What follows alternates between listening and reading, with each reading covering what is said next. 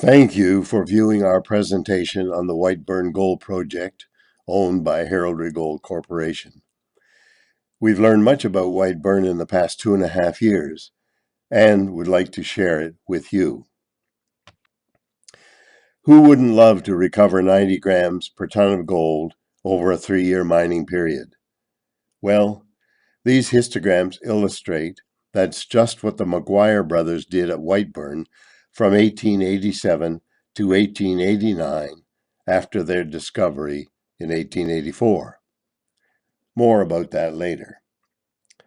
The Whiteburn Gold District is a very interesting gold property with a number of attractive characteristics, which lead one to the conclusion that the property has the potential to host commercial gold reserves in the order of 1 million plus ounces.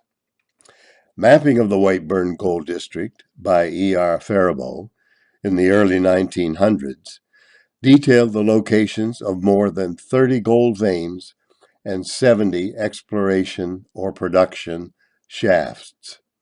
According to Faribault's map, the veins vary in thickness from 3 centimeters to 30 centimeters, but appear to have remarkable continuity for many tens, if not hundreds of meters down dip and along strike. The interesting geological characteristic of these veins and the mining that took place is that they occur conformably in a package of very simple layer cake stratigraphy, dipping in a northerly direction at about 40 degrees. And here's the significant attribute of this gold vein hosted package. Its true thickness is at least 400 meters. This is one of the reasons I believe Whiteburn is likely to host a significant gold deposit. Discovery of a substantial gold deposit at Whiteburn is our objective at Heraldry, and that potential is possible when we look at the 400-meter thick package of gold-bearing veins. The cross-section prepared by Faribault illustrates the number of shallow dipping veins identified in the 1800s. We know some of the veins extend for 700 meters along strike, terminated by a fault on the east and hidden by overlying drumlins on the west. However, extensions of at least 2 veins have been exposed west of the drumlins and 1,400 meters west of the fault. From this historic mining and prospecting, it appears likely that some of the veins will continue for the full 1,400 meters. Mining at Whiteburn began in the second half of the 1880s and is reported to have recovered some of the highest grades of gold per ton from crushed ore of all gold deposits mined in the 65 gold districts in Nova Scotia. The early gold miners at Whiteburn determined very quickly that the veins contained very high-grade pay shoots, which often plunged westerly in the plane of the vein. It appears they mined along the vein until they encountered the pay shoot and then focused on that high grade.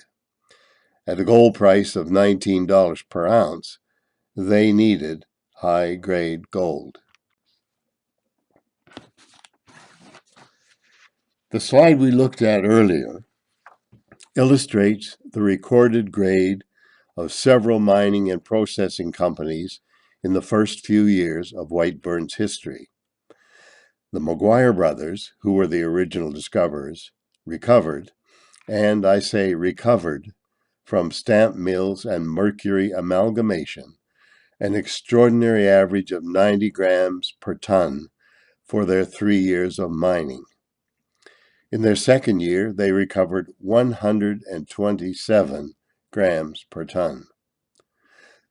The gold lost with the inefficient processing methods of the day is estimated to be 30% or more, which means the head grade for the Maguire brothers must have been in the order of 190 grams per ton in that second year.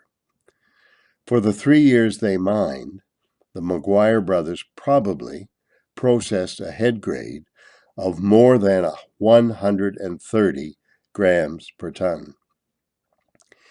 Because of the geometry, numerous veins, limited cover, easy access, and excellent metallurgy, I believe we can locate more of these very high grade, say 30 grams per ton, pay shoots, and mine them by open pit.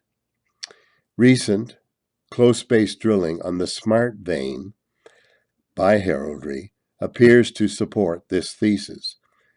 However, additional sampling and assaying from that RC program are required. In the past 22.5 years, Heraldry has drilled 5 fences of shallow, 15 meter to 30 meter, RC drill holes for a total of about 70 holes to test potential strike extensions of the gold veins. Samples were composited in 2-meter intervals and assayed by conventional 30-gram fire assay. And a number of 2-meter intervals that had interesting results were subjected to 1 kilogram bottle roll leaching. Assay results of these holes verified the extension of many veins and probably encountered some unknown veins. A recent RC drill program of 18 holes to test the Smart vein over a 100-meter strike length was completed. However, sampling and assaying are incomplete at this time. Additional sampling and assaying are required. First assay results from 2-meter composites reveal 8 samples assaying 1.2 grams per ton to 6.9 grams per ton, and 21 composites assaying between 0.1 grams per ton and 0.62 grams per ton. The remainder of this PowerPoint presentation will give you some details not mentioned in this early part. Should you wish to discuss the project for potential participation, please contact me, Ron Hawks, at the phone or email contacts provided. Thanks again for listening to my account of what Heraldry is doing at Whiteburn, and enjoy the remainder of the presentation, which has no voiceover.